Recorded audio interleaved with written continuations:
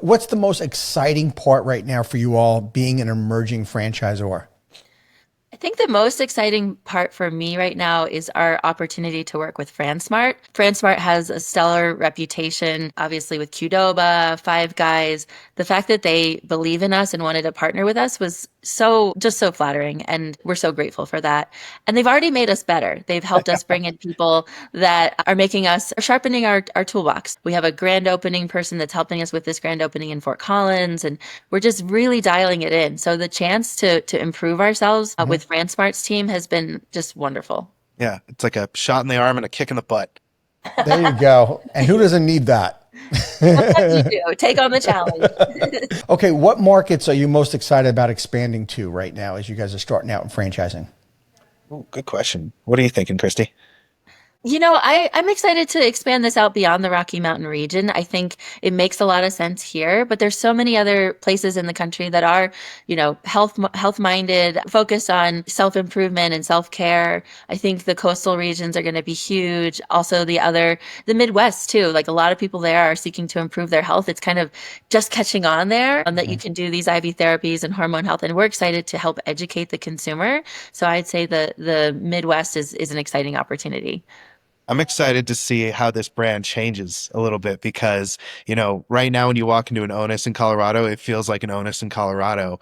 But, do we really want to have topographic lines on the wall when we're in Miami? I really want to explore, different vibes in different areas and making that store feel like it was born there. So for me, from a Wow. branding perspective, your Onus is going to be yours. There's not going to be another one like it, which is really cool.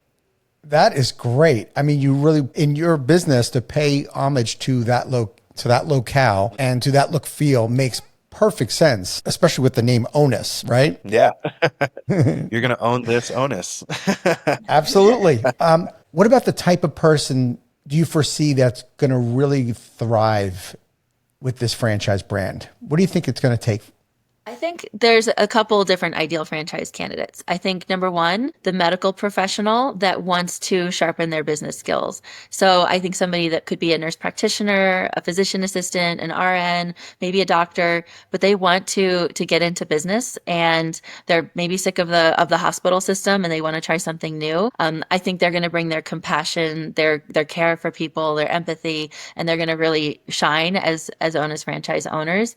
I also see the person that's maybe in business but wants to learn more about personal health and well-being as another ideal franchise candidate. So somebody who cares passionately about their health, bringing health and wellness to their community, maybe doesn't have the medical background, but we can help with that, with helping to find a medical director and comply with your state's regulations. So we can supply knowledge on either side, whether you're a medical professional looking to get into business or you're the business professional looking to learn more about healthcare.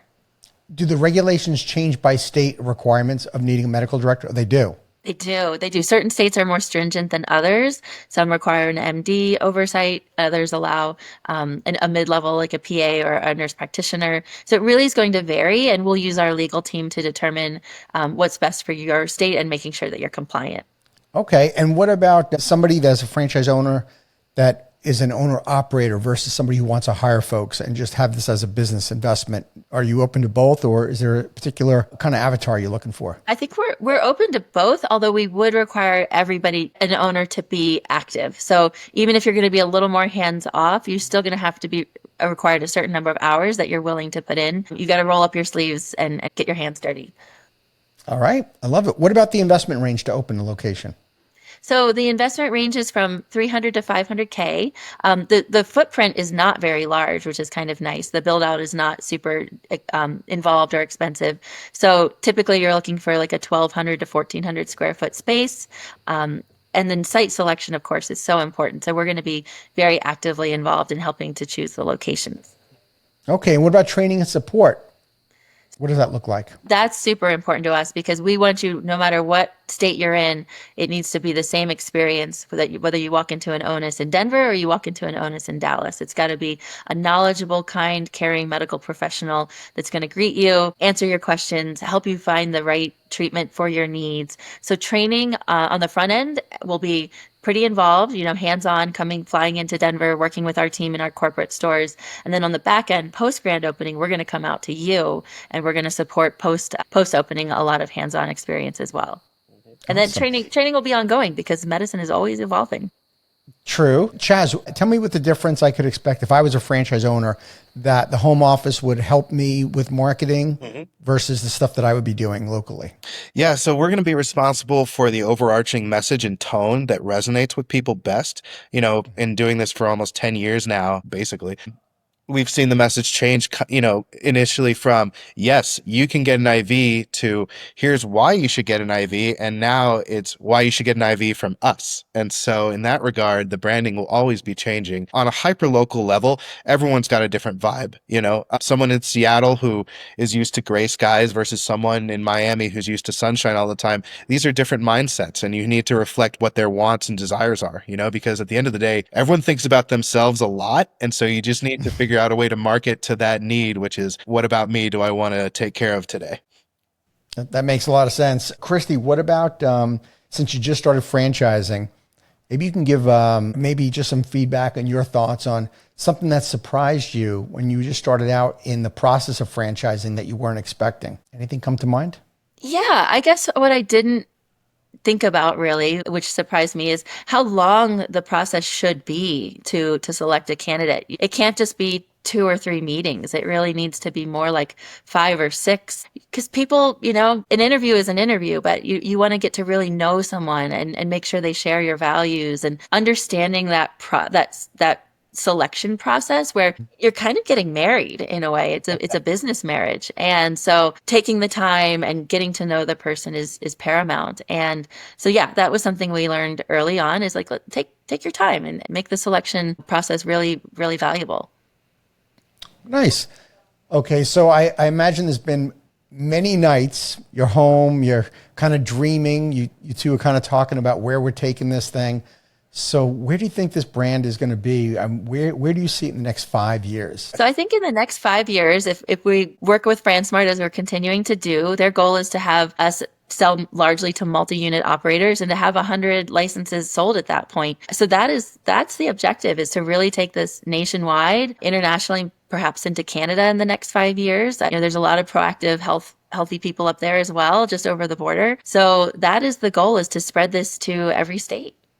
Amazing. Chaz, this is crazy. It is nuts. This is amazing, isn't it? I was thinking about actually Japan. I really want to get to one day, because, it's interesting. They have little like chiropractic clinics and rehab centers that are just interspersed throughout the neighborhoods. When we went to Japan a couple of years ago, we saw this, and I was like, wait a minute. They're doing things proactively here. They're doing things like constantly to keep in good shape. And no wonder they live to be 1,000 basically.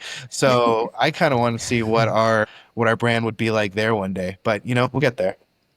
I bet you will. I know you're starting out in franchising, but is it too soon to ask you both, what kind of legacy do you hope to leave with this brand way down the line?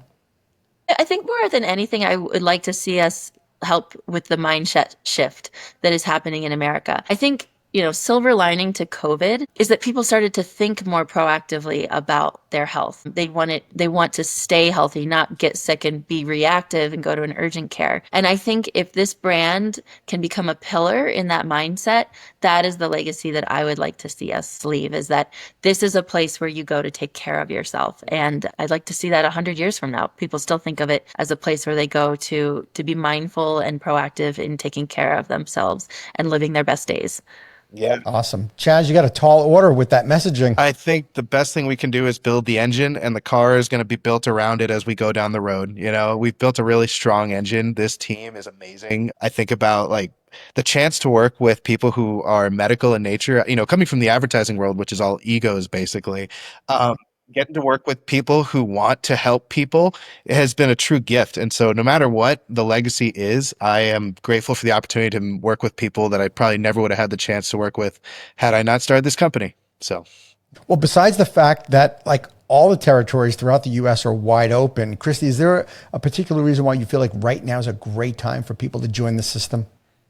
Yeah, I think that was a great time to join the system because it is so new in so many communities. It's going to be an opportunity to connect with people around you and in your community, and it's going to give them a reason to start being more mindful about their health. And so being the first in your community to bring a proactive and healthy brand to your community is an amazing opportunity. Well, great. Chaz, if someone was interested in learning more about the franchise, where would they go?